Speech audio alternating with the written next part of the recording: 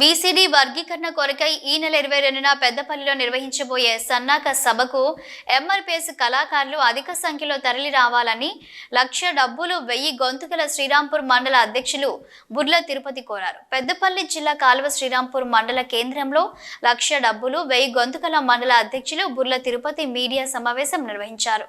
ఈ సందర్భంగా ఆయన మాట్లాడుతూ ఏబీసీడీ వర్గీకరణ కొరకై ఫిబ్రవరి 7న హైదరాబాద్లో నిర్వహించే లక్ష డబ్బులు 1000 గొంతుకల సభకు ఏర్పాట్లు భాగంగా ఈ నెల 22వ తేదీన ఎంఆర్పీఎస్ అధ్యక్షులు మందకృష్ణ మాదిగా సన్నాక సభకు పెద్దపల్లిలోని అమర్చంద్ కళ్యాణ మండపానికి వస్తున్నారని, మండలంలోని ఎంఆర్పీఎస్ కళాకారులు, ఎంఆర్పీఎస్ నాయకులు ప్రతి ఒక్కరూ డప్పులతో పెద్దపల్లికి తరలి వెళ్లి సన్నాక సభను విజయవంతం చేయాలని కోరారు.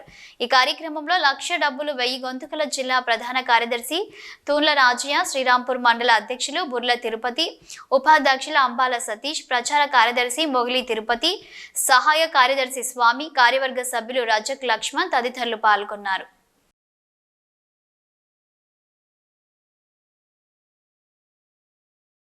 మాన్యశ్రీ మందకృష్ణ మాదిగ గారు రాబోతున్నారు.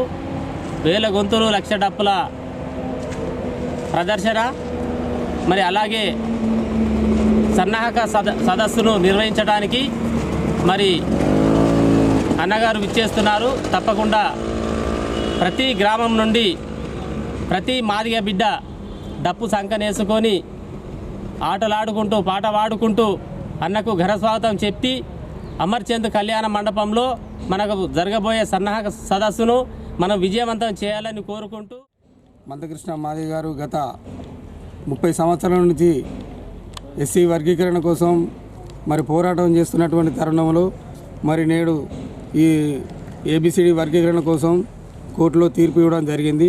దాన్ని వ్యతిరేకిస్తూ కొంతమంది మాల సోదరులు కేవలం వాళ్ళ స్వలాభం కోసం తప్ప మిగతా వర్గాలన్నీ కూడా సపోర్ట్ చేయడం జరుగుతూ ఉంది.